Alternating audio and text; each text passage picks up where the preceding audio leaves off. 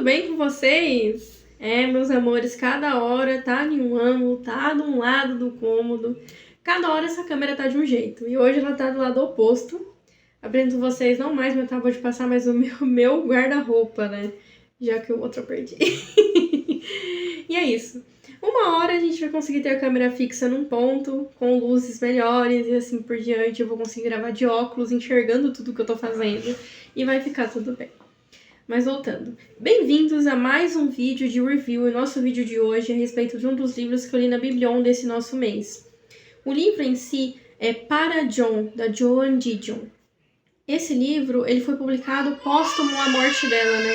Após ela falecer, esse livro foi publicado porque encontraram anotações ali na cômoda dela, dessas consultas que ela tinha.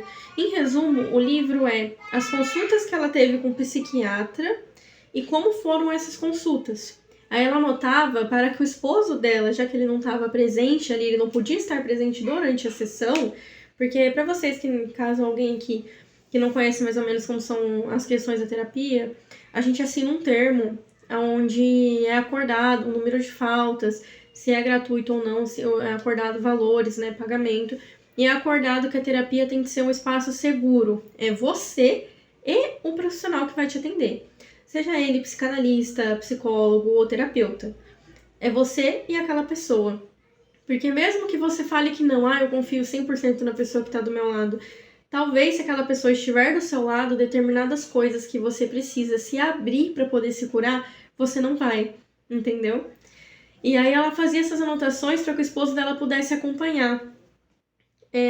Eu adianto para vocês que de capa, eu achei um livro nota 5, porque a capa chamou muito a minha atenção.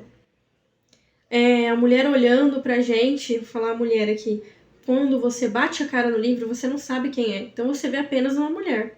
Então a mulher olhando pra gente e ela tá olhando como se buscasse entender. E aí?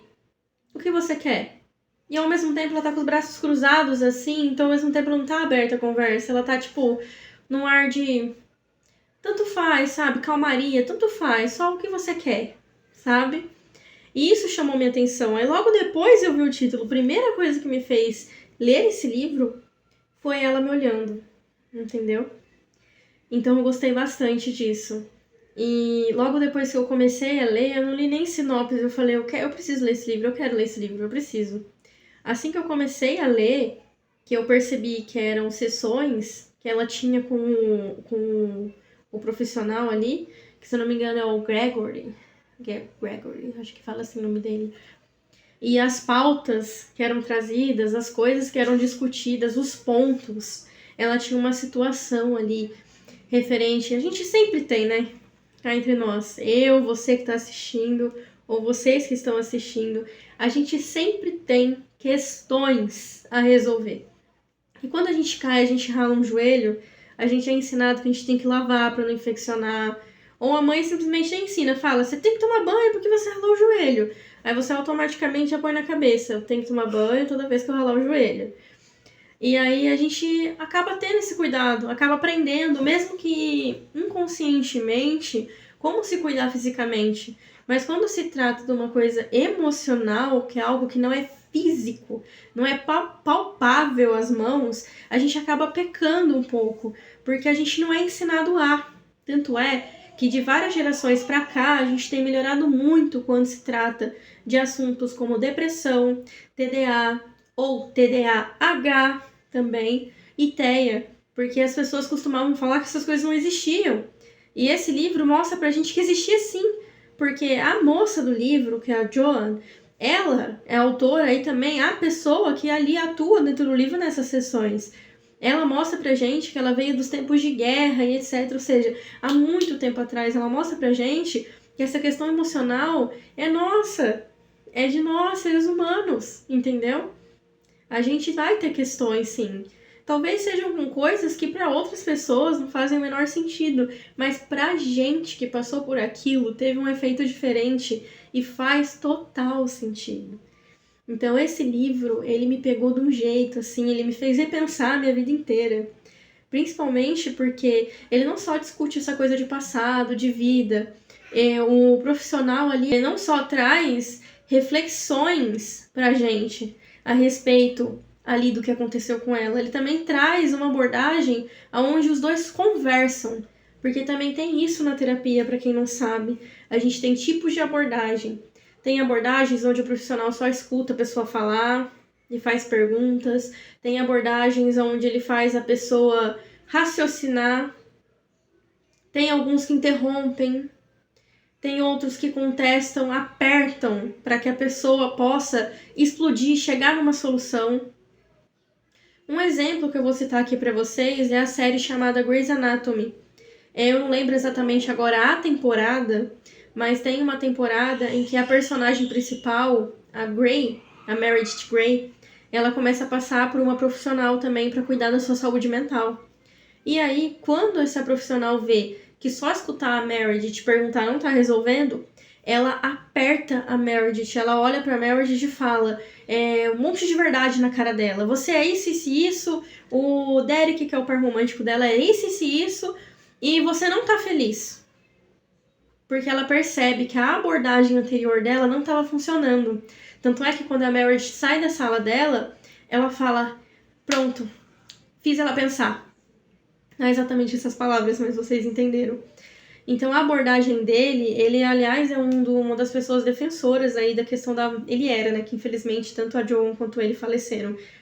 Ele era, esse profissional, ele era um defensor aí da terapia por meio da fala, ou seja, por meio da conversa. E, gente, eu nunca vi um profissional tão excelente. Aliás, eu não vi, eu li. E as abordagens, a forma que ele faz ela pensar, a forma que ao mesmo tempo ele faz ela pensar e ele acolhe ela, mas sendo extremamente profissional, mantendo o elo de limite de profissional e paciente, é impecável, o trabalho dele é impecável. E ela traz pontos como os pais, como a atitude ou a não atitude dos pais afetaram ela. Ela traz os pontos de como para ela ser mãe foi difícil e ela acabou se refugiando no trabalho. Porque a gente que é mãe, que é pai também, mas em especial as mães, não só por conta da questão hormonal, mas por conta de que a gente acaba dedicando tanto a nossa vida ao nosso filho. Eu posso falar isso completamente porque eu sou mãe também. A gente acaba dedicando tanto a nossa vida ao nosso filho que a gente acaba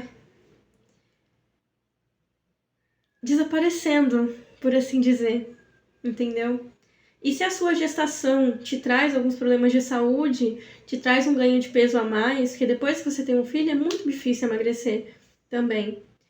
Porque tudo muda, até o seu DNA muda, entendeu? A gente acaba se sentindo mais perdida ainda da gente, e ela passou por esse período também.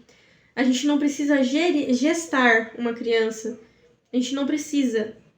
A gente não precisa estar numa gestação para ser mãe. Os cuidados, quem cuida da criança, quem cria a criança com amor já é mãe. Porque no caso da Joan, ela teve essa vivência, só que ela não gerou a filha dela, não gestou a filha dela. A filha dela foi adotada, a Quintana. Então, assim, ela sentiu, ela trouxe isso, ela falou que ela se refugiou no trabalho. Tanto ela quanto o esposo. Porque, assim, ter um filho é a melhor coisa que a gente pode ter. Eu pretendo trazer um vídeo. Talvez, quem sabe, nesse mesmo dia. Vocês vão saber pela roupa, né, gente? Que fala exatamente sobre isso. Que é difícil para um casal ter um filho. Porque tudo muda. Muda a rotina, muda a vida, muda tudo. E quando é o primeiro, é aí que você fica perdido porque você não sabe o que fazer. E você tem muito medo de errar, entendeu? Então ela conta que aconteceu isso com ela e com o esposo dela, o John. Por isso que o livro se chama Para John, porque ela escrevia os relatos das sessões dela de terapia para que o esposo, que não podia estar lá, pudesse saber o assunto que foi tratado lá. Porque ele não conseguia fazer terapia. O esposo dela não conseguia fazer terapia. Mas ele também precisava dessa ajuda emocional, entende? Então, assim, é um livro que eu achei extremamente necessário. Um livro nota 5. E eu nunca achei que ler um livro da experiência de uma pessoa sendo atendida ali fosse me mudar a minha psique. Não achei que isso ia acontecer. Mudar a psique é mudar a nossa forma de pensar, gente. Eu nunca achei que isso ia acontecer e mudou minha forma de pensar. Eu me identifiquei, entendeu? Pra vocês terem noção, gente, eu não só me identifiquei, Mas como eu posso explicar pra vocês? Eu me emocionei. Quando eu comecei a ler que ela se refugiou no trabalho, que ela se sentia daquela forma, eu pensei, poxa, eu não sou a única também. No meu caso, essa fase acabou passando. Só que, como a gente é mãe, e mãe é pra sempre, a gente sabe disso, mãe é pra sempre, a nossa conexão que a gente tem com os nossos filhos é pra sempre. Vocês querem um exemplo disso? Pega a palma da mão de vocês. Tá vendo a ponta dos dedos? O que a gente tem aqui? A gente tem a digital, né? Eu acho que não vai aparecer na minha câmera, que ela não é tão boa. Mas bem os desenhos da nossa digital. Você sabia que isso são marcas da sua mãe que você vai levar pro resto da vida? Porque as nossas digitais, elas só são formadas quando a gente vai tocando, quando o bebê, dentro da barriga, a gente vai tocando as paredes do útero. E aí vai fazendo marcas nos nossos dedos. Então você vai carregar a marca da sua mãe para sempre na sua mão. Entende? E não só isso, o DNA da sua mãe você vai carregar para sempre no seu corpo. Isso é comprovado cientificamente. Entende o que eu tô falando para vocês? E tem uma coisa mais especial ainda. Quando você tá na barriga da sua mãe, o seu batimento cardíaco sincroniza com o dela. E é por isso que grávida não pode passar nervoso. Porque o coração dela até pode aguentar, mas às vezes o coração do bebê não, que é muito pequeno. E aí tem essa questão que você também, para sempre, mesmo que inconscientemente, o batimento da sua mãe sempre vai ser a melhor canção de ninar que você vai poder ter pro resto da sua vida. É por isso que o bebê pode estar chorando. A mãe pega e encosta aqui. Ele para, porque ele reconhece o batimento da mãe dele. Então a gente é mãe para sempre. Mesmo que a gente não queira, a gente é mãe para sempre. A gente vai ter essa fase de, principalmente depois que tem o filho, ele tá muito pequeno, a gente sente muito, muito mesmo essa questão de quem sou eu, de quem é esse corpo, o que tá acontecendo. Mas isso é intermitente. É quando a criança tá bebê, tá ali com seus 2, 3 anos de idade. É quando tá com 10. É quando tá independente, entendem o que eu tô falando pra vocês? E ela sentiu isso. E ela trouxe esse relato pro livro. E ela é tão mãe que ela ainda falou assim, eu senti culpa. Ela vai detalhando ali, você vai lendo, e no final, em resumo, ele pergunta pra ela, você se sentia culpada? Aí ela fala, eu me sentia culpada. E aí ela chora. Então nós sempre se sentimos culpadas, nós mães. Eu tô me sentindo culpada de estar aqui agora. Eu sei que meu filho tá com o pai dele, que a gente tem esse combinado de eu gravar quando o pai dele tá aqui. E eu sei que ele tá sendo olhado, que ele tá sendo cuidado. Mas eu me sinto culpada de estar tirando esse tempo pra mim, de investir nesse projeto que eu tenho no YouTube. Mas faz parte. Então esse é um livro lindo. Fala sobre a morte, fala sobre guerra, como que ela, sendo uma criança, por assim dizer, da guerra, se sentiu, entendeu? Quando o pai dela foi pra guerra, como ela se sentiu, como que o pai dela se sentiu, entende? E aí, se eu não me engano, o pai dela, ele acabou cometendo suicídio. Aí ela conta que ela acabava tendo desentendimentos com o pai dela e uma vez ela escreveu no fundo de uma caixa, eu odeio meu pai, um exemplo. Eu não lembro exatamente se foram nessas palavras. Aí ela diz que depois ela tentou apagar e não saía de jeito nenhum. Aí ela colou um monte de coisa por cima, mas que toda vez que ela olhava, ela lembrava o que estava por baixo. E ela falou, tipo, pouco tempo depois ele faleceu. E ela, tipo assim, também se arrependeu, também se culpou por aquilo. Aí ele pega e fala, o profissional fala, olha, você não tem que se culpar. Era o que você estava sentindo naquele momento. Você tem que, tipo, se acolher também, você não tem que se cobrar demais. E também tem a questão da filha dela. A gente vê uma mãe desesperada a salvar a filha. E ela não consegue salvar a filha. Porque no final do livro, a gente vê que a filha dela se distancia dela totalmente, se casa e depois, por complicações de, infelizmente, um alcoolismo, que a filha dela nunca parou de consumir, a filha dela acaba tendo inúmeros problemas de saúde até vir a falecer, antes da mãe. E aí, tipo assim, o esposo dela falece, o John falece, e um tempo depois, a Quintana falece, ficando somente ela, sozinha. Então isso também me emocionou muito no livro, gente, porque emociona até um pouco agora, porque eu imagino, a gente vai acompanhando a jornada dela inteira, ela falando das dores dela, o quanto ela quer salvar a filha, o quanto ela deseja salvar a filha, mas infelizmente é aquilo também.